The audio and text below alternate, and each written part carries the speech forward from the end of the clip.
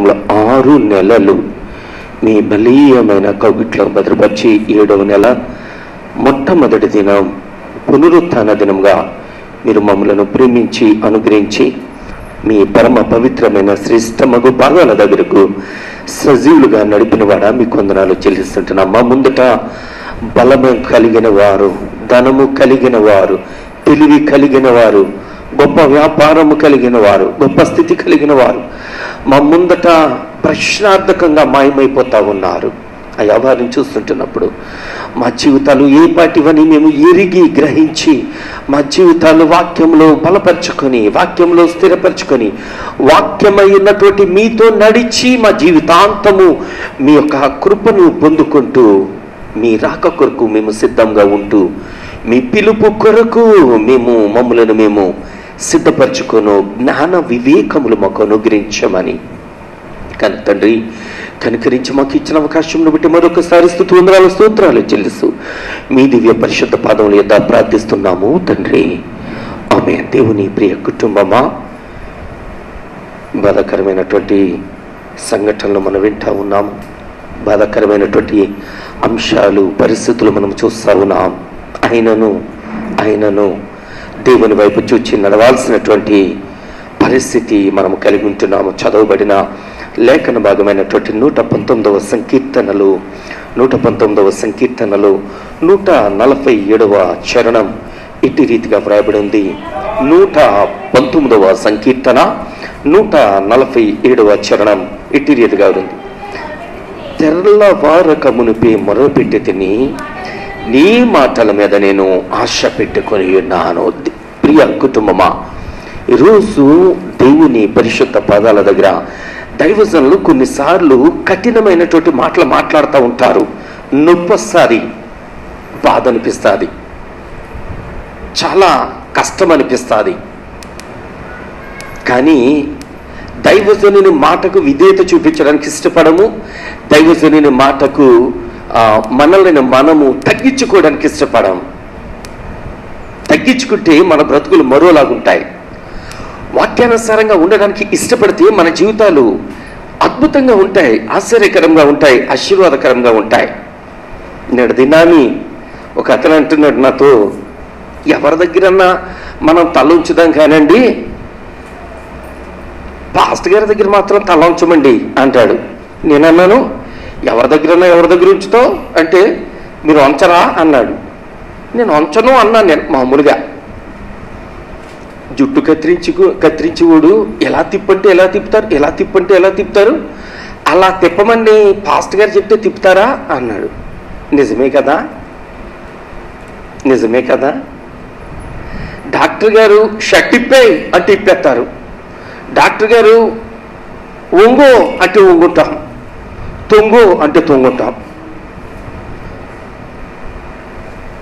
కానీ ఆ డాక్టర్ గారు ఇచ్చిన ఆ ట్రీట్మెంట్ గ్యారంటీ లేదు. కానీ పరమవైద్యుడు మన మధ్యకు వర్తమానం పంపించడానికి దైవజనులను పంపించి వాళ్ళు ఇచ్చే ట్రీట్మెంట్ ద్వారా మన జీవితాలకు, మన ప్రాణాలకు రక్షణ ఉంది అంటే ఆ మాట వినడానికి మనం ఇష్టపడం, విధేయత చూపించాం.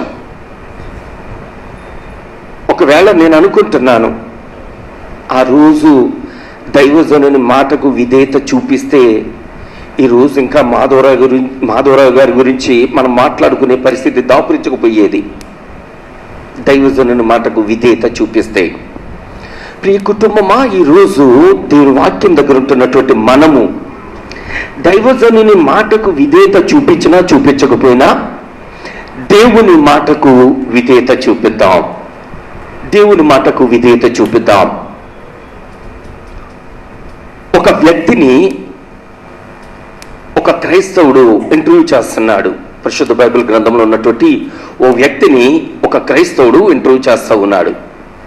అతడు అంటున్నాడు, అయ్యా మీ వయసు ఎంత అంటే, నాకు 54 సంవత్సరాల వయసు అండి అన్నాడు. మీ జీవితంలో జరిగిన ఒక అద్భుతం చెప్పండి అంటే అతడు అంటున్నాడు, అయ్యా నేను 25 సంవత్సరాల వయసులోనే రాజునయ్యాను. 25 సంవత్సరాల వయసులోనే రాజునయ్యాను. 30 సంవత్సరాలు దాటిన తర్వాత నాకు క్యాన్సర్ వచ్చిందండి. ఒక రోజు పొద్దుటే ఓ పాస్టర్ గారు మా ఇంటికి వచ్చారు. పాస్టర్ గారు వస్తే నన్ను ఏదో ఆదరించి 4 మాటలు చెప్తారనుకుని నేను ఆయన ఆదరణ మాటల కొరకు ఎదురు చూస్తూ ఉంటే పాస్టర్ గారు వచ్చి కనీసం కూర్చోలేదు, కూడా పళ్ళు కూడా తెచ్చివ్వలేదు.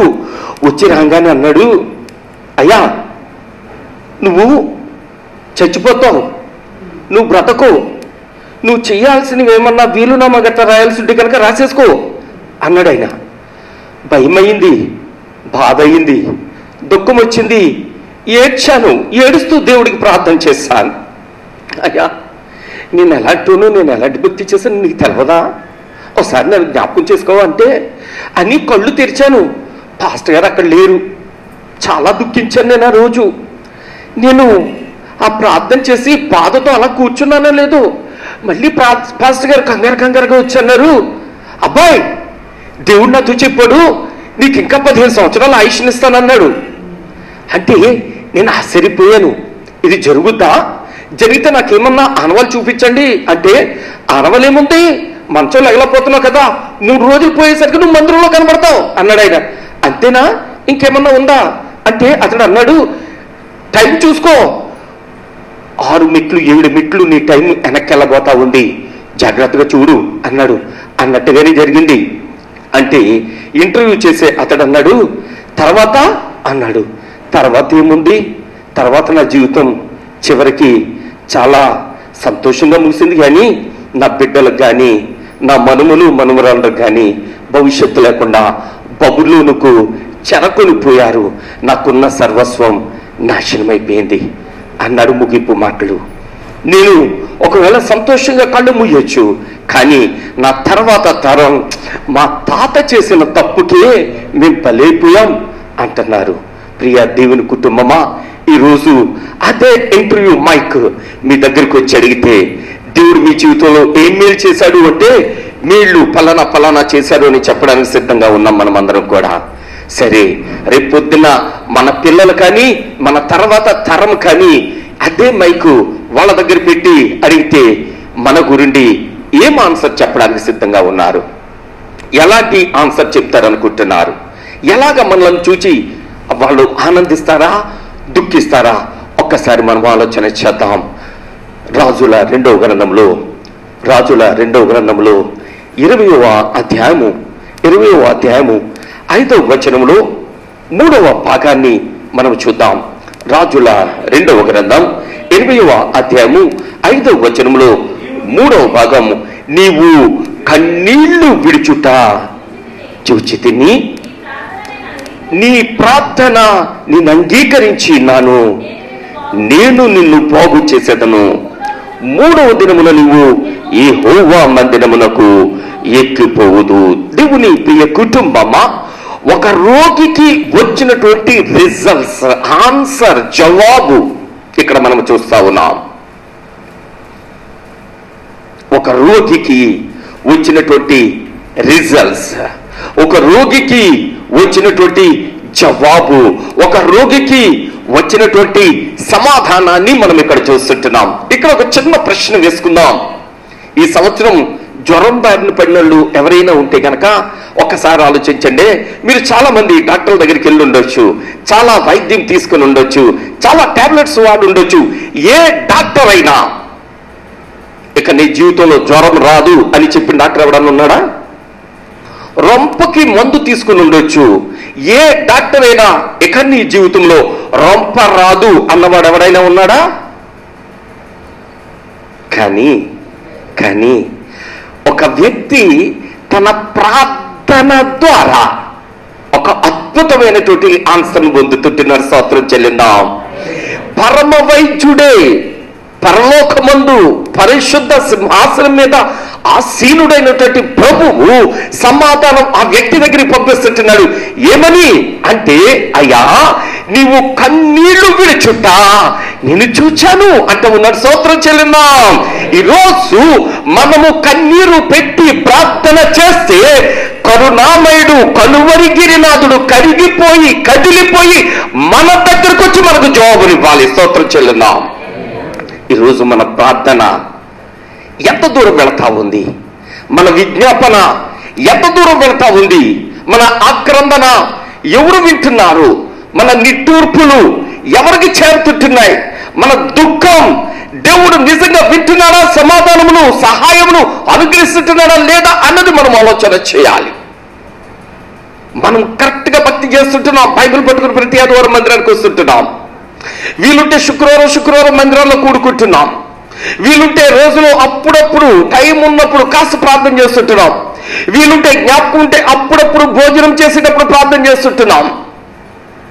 నేను అంటున్నాను, ఈరోజు మనము చేస్తున్నటువంటి ప్రార్థన విజ్ఞాపన చూడవలసిన ఆయన చూస్తున్నారా లేదా?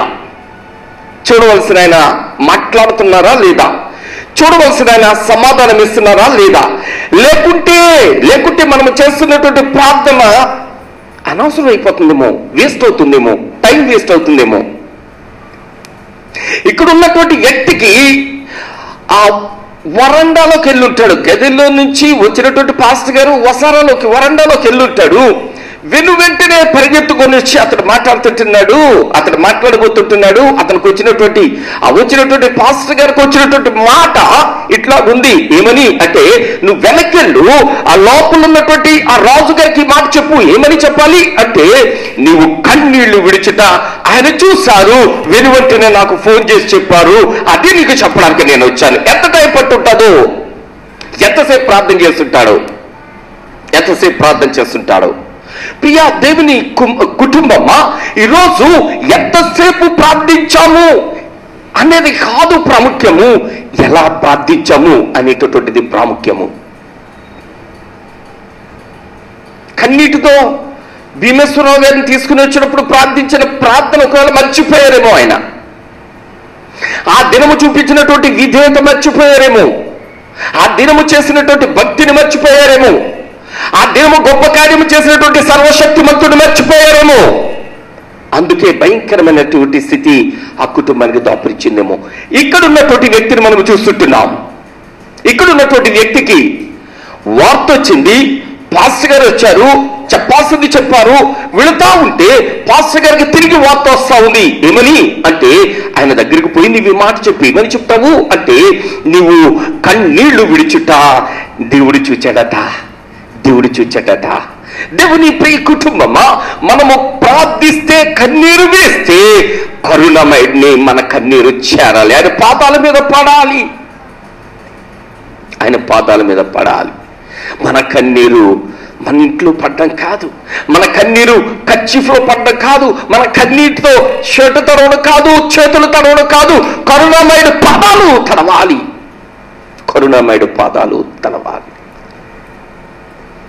మగ్దలేనే మరియా తన కన్నీరును ఎక్కడ పెట్టిందయ్యా అంటే, ప్రపంచంలో ఈ సువార్త ఎక్కడ వినబడతాదో అక్కడంతటికి వినబడు నిమిత్తము ఆమె కన్నీరు యేసుబాబు పాదాల మీద పడ్డ. స్తోత్రం చెల్లిందా.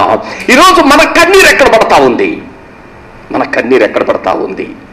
అనుకున్నది దొరక్కపోతే ఇంట్లో పడతాది, అనుకున్నది భర్త తేకపోతే కన్నీళ్ళు భర్త మీద పడతాయి, అనుకున్నది తల్లిదండ్రులు ఇవ్వకపోతే వీళ్ళ కన్నీళ్ళు తల్లిదండ్రుల మీద పడుతున్నాయి.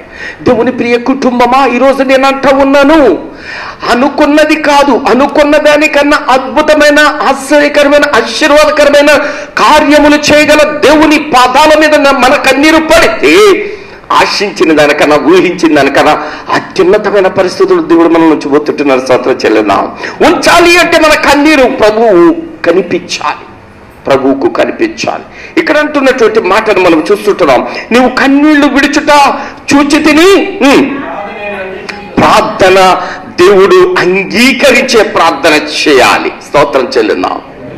దేవుడు అంగీకరించే ప్రార్థన చేయాలి. ఈరోజు మనం చేస్తున్నటువంటి ప్రార్థన దేవుడు అంగీకరించే ప్రార్థన కాదా అనేది కూడా మనం ఆలోచన చేయాలి. దేవుడు అంగీకరించేదా కాదా? మనం ఎట్టయినా ప్రార్థన చేస్తుంటున్నాం, దేవుడు మెచ్చే ప్రార్థన చేస్తున్నామా లేదా? దేవునికి మహిమొచ్చే ప్రార్థన చేస్తున్నామా లేదా? మనము ఆశించేది దేవుడి నామానికి ఘనత వచ్చుద్దా రాదా అన్నది మనం ఆలోచించి ప్రార్థన చేయాలి. నేడు దినాన్ని రాత్రి మేము ప్రేయర్లో కూర్చున్నాము.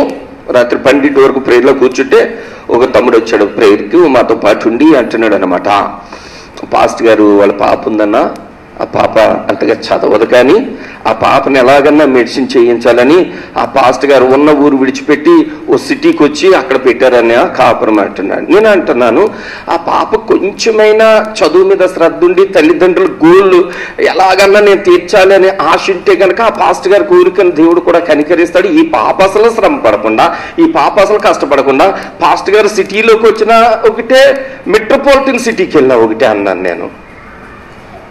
ఇక్కడ కష్టం ఉండాలి కదా, ఇక్కడ ప్రయత్నం ఉండాలి కదా, ఇక్కడ ఆశ ఉండాలి కదా. తల్లిదండ్రులకు ఆశ ఉంది, ఆ ఆశను తీర్చాలనేటువంటి ఆ కోరిక బిడ్డ కూడా ఉండాలి కదా. ప్రియ దేవుని కుటుంబమా, నేను అంటున్నాను, దేవుని పాదాల మీద పడి నైనా నా బిడ్డ విషయంలో నీ చిత్తం ఏంటి అని ఒకవేళ ఆ తల్లిదండ్రులు అడిగితే సరైన మార్గంలో దేవుడు నడిపించవచ్చు. ఇక్కడ ఈ వ్యక్తి చేస్తున్నటువంటి ప్రార్థనకు రిప్లైగా మొట్టమొదటి మాట, అతడు కన్నీళ్లు విడిచట నేను చూచానంటా ఉన్నాడు. 2, అతని ప్రార్థన నేను అంగీకరించానంటున్నాడు. 3వ మాట, నేను నిన్ను బాగు చేస్తాను. ఈరోజు పాడైపోయిన, చెడిపోయిన, పడిపోయిన, కుళ్ళిపోయిన, ఉపయుక్తము లేని దేవుని నామానికి అవమానకరమైనటువంటి బ్రతుకులు బ్రతుకుతున్నటువంటి మన బ్రతుకులు బాగు చేయడానికి ఆయన ఇష్టపడుతుంటున్నాడు. ఆయన పాదాల మీద పడి ప్రార్థించి కన్నీరు విడిస్తే, పాడైపోవడం అంటే జబ్బు చేయడం కాదు. పాడైపోవడం అంటే ఆ పైకేదో మచ్చలు రావడం కాదు. లోపల అంతరంగం పాడైపోయిందేమో, దానిని బాగు చేయడానికి సర్వశక్తిమంతుడైనటువంటి దేవుడు మనలో దరి చేరబోతుంటున్నాడు మన ప్రార్థనను బట్టి. 1వ వచనములను కొద్దాం, 20వ అధ్యాయము 1వ వచనములను కొద్దాం. ఆ దినములలో హిజ్కియాకు మరణకరమైన రోగము కలుగగా ఆమోజు కుమారుడును ప్రవక్త అయిన యెషయా అతని యొద్దకు వచ్చి, ఏం మాట్లాడలేదు. హిజ్కియా, మొన్నటి మీద ఏమైనా తగ్గినట్టుందా? కాలు చెయ్య బాగా ఆడుతుందా? మొన్న కాలు ఆడేది కదా, ఇప్పుడు కాలు కూడా ఆడట్లేదా?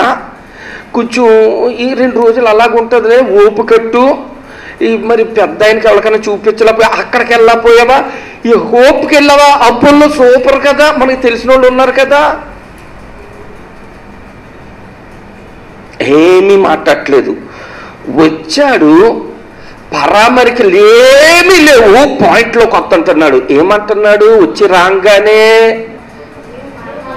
నీవు మరణము అవుచున్నావు. మంచాన్న పడ్డవాడి దగ్గరికి వచ్చి ఎవరన్నా ఈ మాట అంటే, అసలే హిజ్కియా ఎవరు? రాజుగారు. ఆలోచించండి. దైవజనుని మాటకు విధేయత ఎలా చూపించాలో హిజ్కియా ఈ రోజు మనకు నేర్పిస్తుంటున్నాడు. ప్రియ కుటుంబమా, హిజ్కియా రాజుగారు. ఒకవేళ నేను అనుకుంటున్నాను అతనికి వెన్నెముక మీద క్యాన్సర్ వచ్చింది అనుకుందాం కాసేపు. అట్లాంటి స్థితిలో ఉన్నటువంటి హిజ్కియాకు చేతులు పనిచేస్తుంటున్నాయి, లేకుంటే నోరు పనిచేయొచ్చు.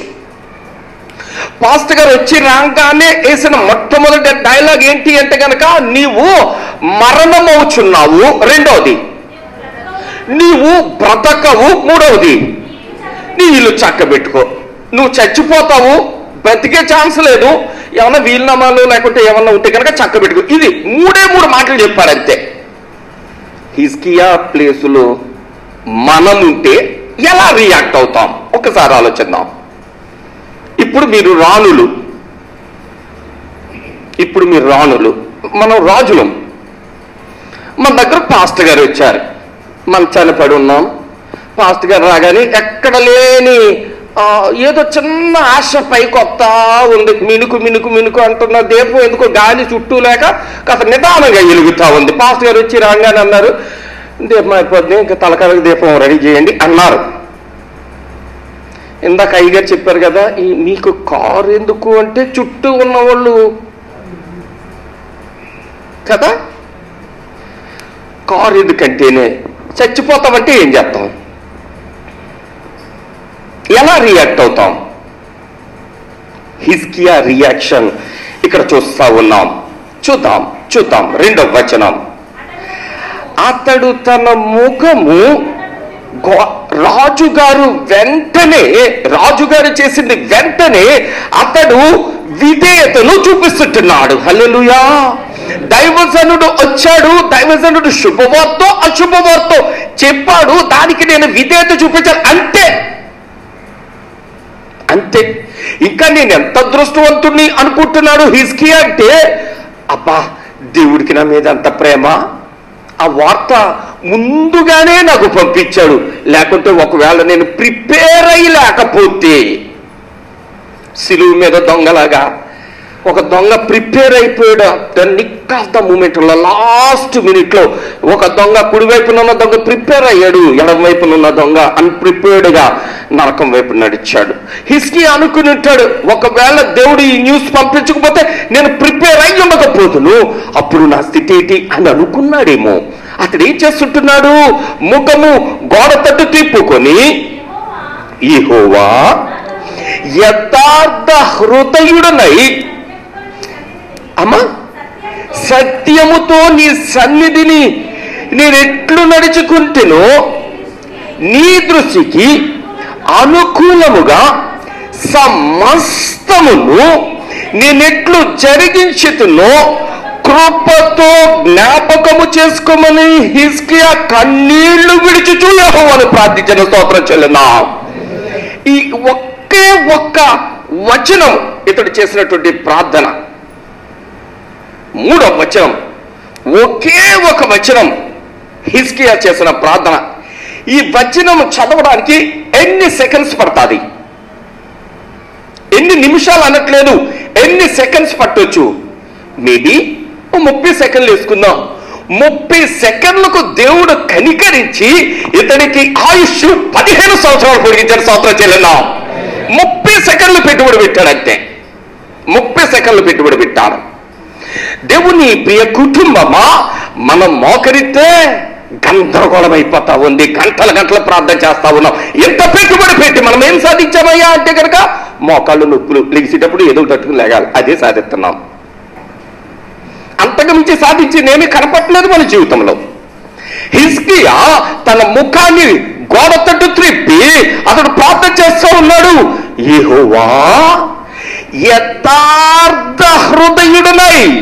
అతడు మొట్టమొదటి మాట ఏమంటున్నాడంటే, నేను చేసిన భక్తి దైవజనులు మెచ్చే భక్తి కాదు, నేను చేసిన భక్తి సంఘము మెచ్చే భక్తి కాదు, నేను చేసే భక్తి సమాజము మెచ్చే భక్తి కాదు, నేను చేసే భక్తి సర్వసృష్టికర్త నీకు ఇష్టమయ్యేటటువంటి భక్తి నేను చేస్తా ఉన్నాను యథార్థ హృదయముతో.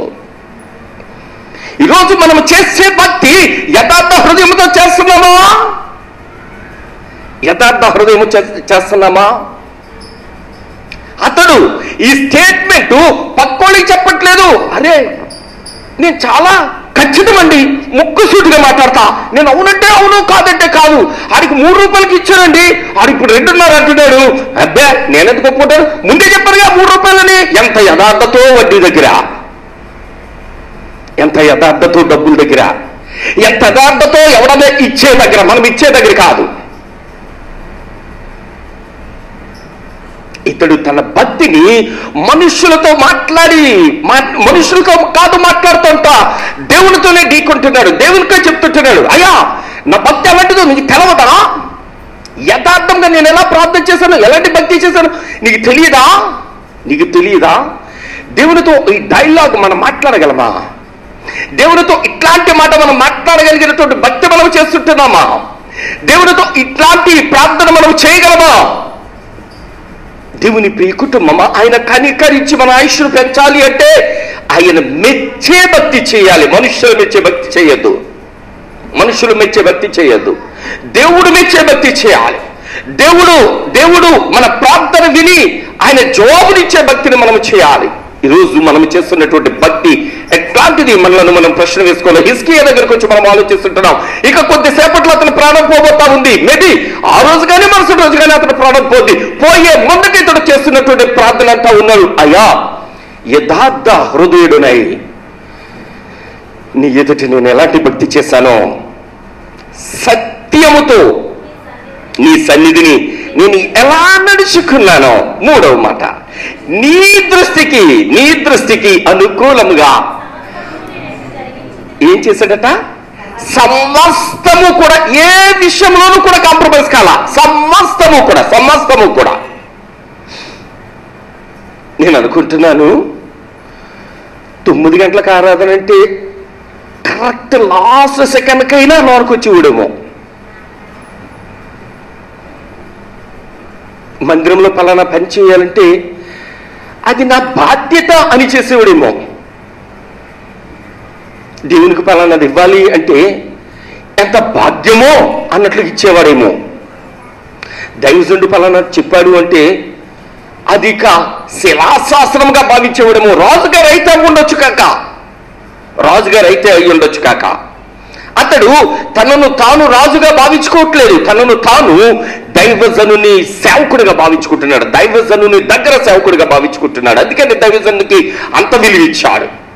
దైవజనుని మాటకు అంత విధేయత చూపిస్తుంటున్నాడు. దైవజనుడు చెప్పి అక్కడి నుంచి వెంటనే వెళ్ళిపోతా ఉన్నాడు. వెళ్ళిపోతున్నటువంటి దైవజన్, ఒక నిమిషం ఉండండి, నా కోసం కాస్త ప్రార్థన చేయండి, మరి ఎలాగే ఈ మాట చెప్పారు కదా, ఇట్లాగా ఏమి మాట్లాడలేదు. సరాసరి దేవుడితోటే మాట్లాడుతుంటున్నాడు. సమస్తము నేనెట్లు జరిగించేతను దయ్యతో కృపతో జ్ఞాపకము చేసుకునమని హిజ్కియా కన్నీళ్లు విడిచెచ్చు యెహోవాను ప్రార్థించెను. 3వ వచనము ప్రార్థన కనబడతా ఉంది. హిజ్కియా ప్రార్థన. 1వ వచనం అతడికి వచ్చినటువంటి ఆపత్తు కనబడతా ఉంది. 2వ వచనంలో అతడు తన యొక్క ముఖాన్ని గోడతోటి తిప్పుకున్న కనబడతా ఉంది. 3వ వచనంలో గోడతోటి తిప్పుకున్నటువంటి హిజ్కియా దేవునితో మాట్లాడుతున్నటువంటి మాటలు కనబడుతుంటున్నాయి. 4వ వచనం ఆ మధ్యనున్నటువంటి సన్నివేశాన్ని చూద్దాం. ఆ మధ్యనున్నటువంటి సన్నివేశం, యెషయా నడిమిశాలలో నుండి అవతలకు వెళ్ళక మునుపే యెహోవా వాక్కు అతనికి ప్రత్యక్షమయ్యేలాగూ సెలవిచ్చాను. నీవు తిరిగి నా ప్రజలకు అధిపతి అయిన హిజ్కియా యొద్దకు పోయి అతనితో ఇట్లనము, నీ పితరుడైన దావీదునకు దేవుడకు యెహోవా నీకు సెలవిచ్చినది ఏమనగా, హిజ్కియా ఏ న్యూస్ అయితే, ఏ చావు కబురైతే తెచ్చాడో హిజ్కియా దగ్గరకు యెషయా తీసుకొచ్చాడో, అదే యెషయా ఇప్పుడు శుభకరమైనటువంటి కబురుతో తిరిగి వస్తా ఉన్నాడు.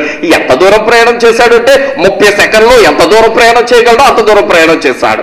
30 సెకండ్లో ప్రయాణం చేసినటువంటి వ్యక్తి 30 సెకండ్లు కాక ముందటే గిర్రును వెనక్కి తిరిగి సరాసరి మళ్ళా రాజు దగ్గరికి వస్తుంటున్నాడు. ప్రియా దేవుని కుటుంబమా, ఈరోజు మన మీదకు ఎక్కువ పెట్టున్నటువంటి బాణాలు వెనక్కి తిరగాలి అంటే మనము కన్నీళ్లు విడిచుట ఆయన చూడాలి. ఆయన చూచి ఆయన కరిగిపోవాలి. ఆయన కదిలిపోవాలి. పౌలు శీలలు చెరసాల్లో ఉన్నారు. చిత్తకొట్టి కాళ్ళు చేతులకు బొండాలు బిగించి, బొండాలంటే తాగేవి కాదు, బొండాలు అని ఉంటాయి, చెక్కలతో చేస్తుంటాయి అన్నమాట, దిమ్మల్లాగా ఉంటాయి. అందుట్లో కాళ్ళు పెట్టేసేసి నట్లు లాంటివి బిగించేస్తారన్నమాట. చేతులు కూడా సేమ్ టు సేమ్ అట్లా బిగించేసి ఉంటారు. చేతులు కూడా కదపడానికి లేవు. చేతులకు చివర లాగేసుకుంటారేమో అని కడియల్ లాంటివి తగిలిచ్చుంటాయి బొండలు వేసిన దగ్గర. అన్నీకు బాగా తెలుస్తుంది. సో అట్లాంటి స్థితిలో వాళ్ళు స్తుతించడం ప్రారంభించారు, ఆరాధించడం ప్రారంభించారు. ఆ బండలకే ఈ కడియలు కుడుతూ ఉన్నారు. టక్క టక్క టక్క టక్క కుడుతూని స్తుతిస్తూ ఆరాధిస్తూ ప్రార్థన చేస్తూ ఉన్నారు. ఏం జరిగిందయ్యా అంటే వీళ్ళ స్తుతులకు ఆయన తట్టుకోలేక, ఆకాశము నా సింహాసనము, భూమి నా పాదపీఠం అన్నటువంటి దేవాతి దేవుడు భూమిని వీళ్ళన్న చోట ఒకసారి ఇలా కాలుతో టచ్ చేశాడేమో, బొండలో విడిచిపోయి చాలాసార్లు పగిలిపోయి స్తోత్రాలు చెల్లిందాం. దేవుని ప్రియ కుటుంబమా, మనము దేనిలో చిక్కుకుపోయామో ఆ బండల్లో నుంచి బయటకు రావాలి అంటే స్తుతించడం నేర్చుకోవాలి. ఈరోజు మనము ప్రార్థిస్తే ప్రభు కార్యం ప్రారంభించాలి. 6 నెలలు ఆయన కౌగిట్లో భద్రపరిచారు. 7వ నెలలో ఆయన పాదాల దగ్గరకు మనల్ని తీసుకొచ్చారు. 7వ నెలలో ఆయన మనతో మాట్లాడుతూ ఉన్నారు. నీ భక్తి ఈ 6 నెలల భక్తి గురించి కాదు, ఇక్కడ నుంచి నువ్వు చేయబోతుంటున్న ప్రార్థన ఎలా ఉండాలి అంటే నీ కుటుంబం చిరస్థాయిగా నీ పేరు గుర్తించుకోవాలి. నా తల్లిదండ్రులు చేసిన భక్తి నన్ను ఈ స్థితిలో ఉంచింది అని నీ బిడ్డలు చెప్పగలిగి ఉండాలి. మా నాన్న పోతా పోతా నాకేమిచ్చాడు అని అనకూడదు. మా నాన్న పోతా పోతా నాకేం మిగిల్చాడు అనకూడదు. ఉన్నదంతా మా తాతయ్య తగలేసేసాడంటండి అనకూడదు. నీ మనవడు మనవరాలు రేపు పొద్దున్న. దేవుని ప్రియ కుటుంబమా, నీ గురించి తరతరాలు ఏమని చెప్పుకోవాలి అంటే మా తాతయ్య లేకుంటే మా తండ్రి చేసిన భక్తి నన్ను ఈ స్థితిలో ఉంచింది అనాలి. ఇక్కడ అదే మాటను మనం చూస్తూ ఉన్నాం. చూద్దామా? 5వ వచనంలో చూస్తుంటున్నప్పుడు, నీ పితరుల దేవుడైన దావీదునకు దేవుడగు యెహోవా నీకు సెలవిచ్చినది ఏమనగా, దావీదు యొక్క భక్తిని మెచ్చి దావీదు యొక్క హృదయాన్ని చూచినటువంటి దేవుడు దావీదును జ్ఞాపకం చేసుకుని దావీదును గుర్తు చేస్తా ఉన్నాడు. ఏమని అంటే, దావీదును బట్టి హిజ్కియాకు కార్యం చేస్తుంటున్నాను, హిజ్కియా భక్తిని బట్టి కూడా హిజ్కియాకు నేను కార్యం చేస్తుంటున్నాను అన్నట్లుగా దావీదును తిరిగి జ్ఞాపకం చేసుకుంటా ఉన్నాడు. రేపు ప్రొద్దుట మన బిడ్డలకు క్షేమమైనటువంటి స్థితి ఉండాలి అంటే, ఆశీర్వాదకరమైన పరిస్థితి ఉండాలి అంటే, దీవెనకరమైన పరిస్థితి ఉండాలి అంటే, మేలుకరమైన పరిస్థితి ఉండాలి అంటే మన భక్తి కూడా ఉపయోగపడాలి. వారికి మన భక్తి కూడా ఉపయోగపడాలి. మనలను జ్ఞాపకం చేసుకుని దేవుడు మన బిడ్డలను ఆశీర్వదించాలి. హిజ్కియాకు రిప్లై ఇట్లా వస్తా ఉంది. దావీదు దేవుడిగా ఇక్కడ కనబడుతూ ఆయన అంటా ఉన్నాడు, సెలవిచ్చినది ఏమనగా, నీవు కన్నీళ్లు విడిచుట చూచి తిని నీ ప్రార్థన నేను అంగీకరించి ఉన్నాను, నేను నిన్ను